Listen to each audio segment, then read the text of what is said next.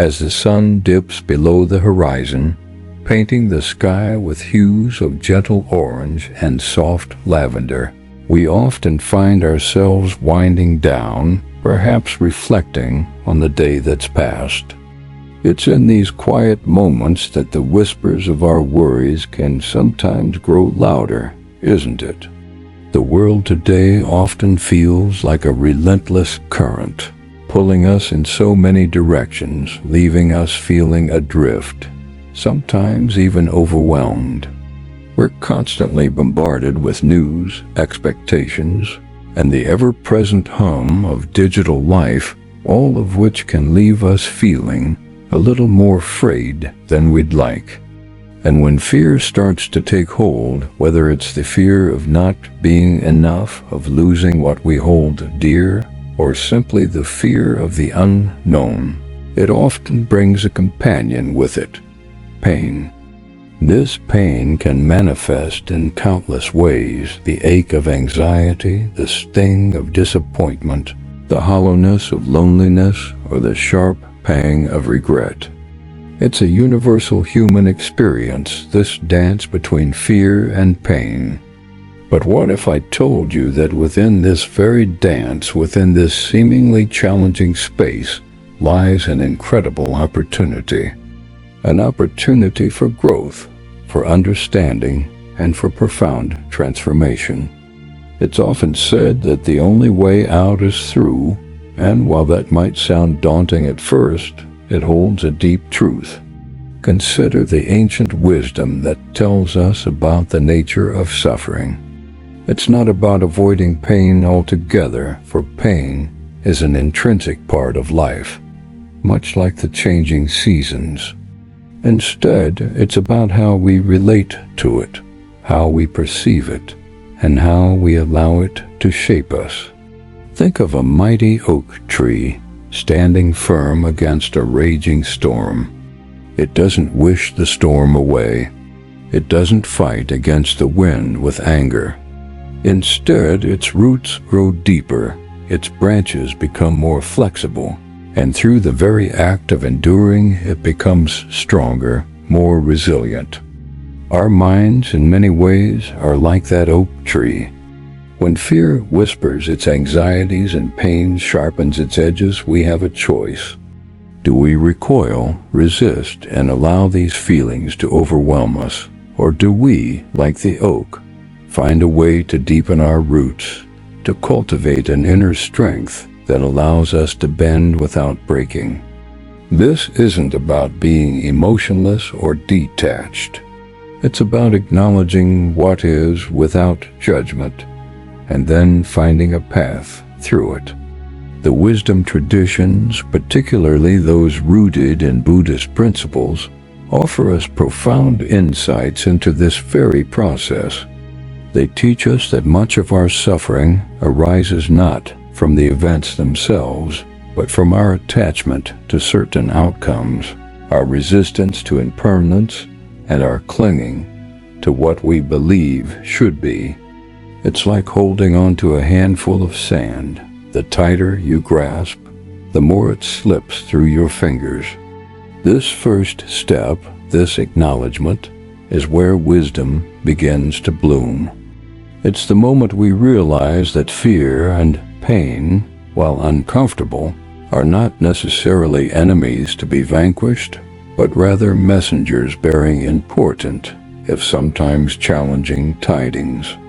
They invite us to look deeper, to explore the landscape of our inner world, and to discover the vast, untapped reservoirs of peace and resilience that lie within. As we journey together, we'll explore stories, ancient truths, and practical wisdom that can illuminate this path, helping us to navigate the complexities of modern life with greater clarity and grace. Remember, you're not alone in this journey.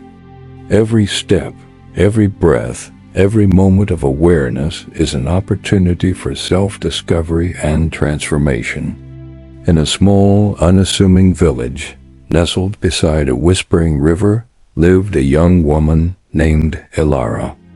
Her days were spent tending to her family's small garden and weaving intricate tapestries, each thread a testament to her gentle spirit. But lately a shadow had fallen over her heart. Her younger brother, a vibrant and adventurous soul, had embarked on a long journey to a distant city seeking his fortune. Days turned into weeks, and weeks into months, with no word. Fear began to gnaw at Alara, a cold, persistent dread that whispered anxieties about his safety, his well-being. This fear, in turn, birthed a deep pain, the ache of his absence, the worry for his unknown fate, and the gnawing guilt that perhaps she should have dissuaded him from going. Sleep became a stranger. Her once nimble fingers, accustomed to the rhythmic dance of the loom, now fumbled, and her once vibrant tapestries became muted, mirroring the somber colors of her soul. She tried to push the thoughts away, to busy herself with chores, but the fear and pain clung to her like a persistent mist. One evening, unable to bear the weight any longer, she sought the counsel of the village elder, an old woman with eyes that held the quiet wisdom of countless seasons. Alara poured out her heart, her voice trembling with emotion. The elder listened patiently, her gaze steady and compassionate. When Alara finished, the elder simply nodded and said, "My dear, your heart is heavy, and that is understandable. But tell me, when you hold a cup of water, and it overflows, does the cup itself cause the overflow, or is it the water that fills it?" Alara pondered this for a moment, then replied, "It is the water that fills it, elder." The elder smiled gently. "And so it is with your heart. The fear and pain you feel are like the water. They are flowing through you, but they are not you. You are the cup capable of holding much, but also of letting go." She continued, "There is an old story, a Buddhist teaching, about a woman named Kissa Gotami. She experienced immense sorrow when her child died. Overwhelmed by grief, she carried her dead child from house to house, pleading for medicine that would bring him back to life. The Buddha, seeing her suffering, asked her to bring him a mustard seed from a house where no one had ever died. Kissa Gotami searched tirelessly, but she could not find such a house. Every home she visited had experienced loss, just as she had. In her journey, she realized the universality of suffering, and that understanding brought her a profound sense of peace and acceptance. She learned that clinging to what she had lost only intensified her pain, and that true wisdom lay in acknowledging the impermanence of life. The elder paused, allowing the story to settle in Alara's mind. "Like Kissa Gotami, you are experiencing the pain of separation and the fear of the unknown. And while your brother's journey is not a loss in the same way, the root of your suffering is similar: the desire to control what cannot be controlled, the resistance to the unfolding of life's path. True wisdom begins not when we banish fear and pain, but when we acknowledge their presence without judgment and understand their nature. It's about recognizing that trying to force things to be different from what they are, clinging to certain outcomes, is like trying to hold back the tide with your bare hands. It's an exhausting and ultimately futile endeavor." Alara listened, tears welling in her eyes, not from sorrow, but from a burgeoning understanding. The elder's words resonated deeply, like a soothing balm on a raw wound. It was as if a heavy cloak had been lifted, revealing a path forward, though still shrouded in mist. The elder then looked at Alara with a knowing gaze. The journey of self-discovery and inner peace is not about erasing emotions, but about transforming our relationship with them. It is about understanding that this too shall pass, and that even in the deepest valleys of despair, there is always a glimmer of light, a seed of resilience waiting to sprout. From that day forward, Ilara began to observe her fear and pain not as intruders, but as passing clouds in the vast sky of her awareness. She started small by simply noticing the tightness in her chest when worry arose, or the pang in her stomach when she thought of her brother. Instead of fighting these sensations, she would acknowledge them, sometimes even whispering, "Hello, fear. Hello, pain. I see you." This simple act of acknowledgement, without judgment, slowly began to loosen their grip. It was like holding a wild bird. The tighter you grasp it, the more it struggles. But if you hold it gently, openly, it may eventually rest calmly in your hand, or even fly away. She also began to incorporate mindfulness into her daily routines, much like the gentle rhythm of the river beside her village. While weaving, she would focus on the feel of the threads, the subtle variations in color, the steady movement of her hands. When tending the garden, she would immerse herself in the earthy scent of the soil, the delicate texture of the leaves, the warmth of the sun on her skin. These practices weren't about escaping her worries. They were about anchoring herself in the present moment, creating small oases of peace amidst the mental storms.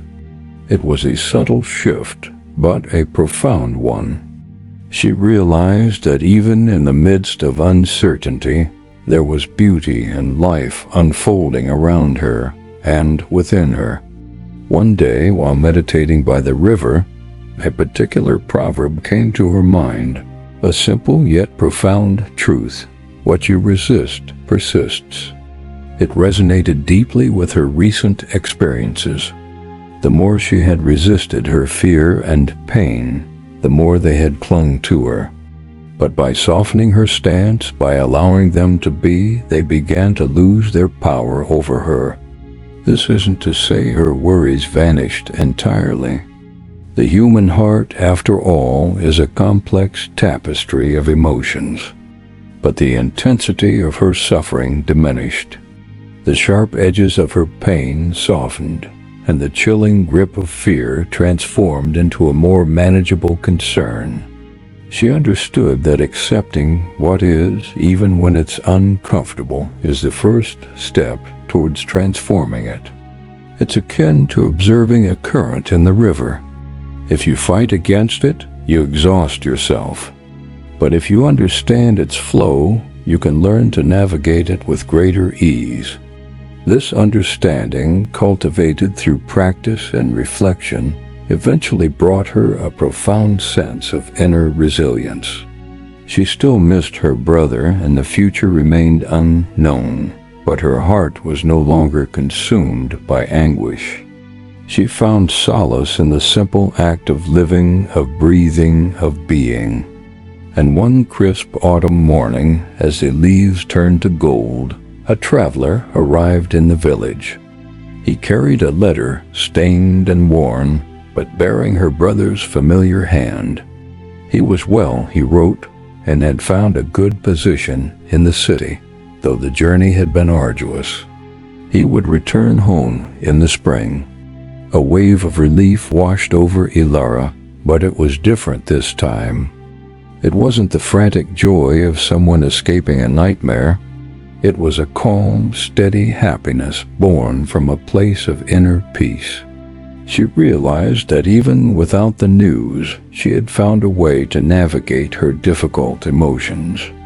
The wisdom she had gained had not only helped her through the waiting, but had transformed her into a stronger, more compassionate individual. Her journey had not been about the absence of fear or pain, but about the profound wisdom that blossoms when we face them with open hearts and minds. And in that wisdom she found not just solace, but a deeper, more meaningful connection to the unfolding mystery of life itself. Her story reminds us that even when the path ahead seems shrouded in darkness, the light of wisdom, once kindled, can illuminate our way forward.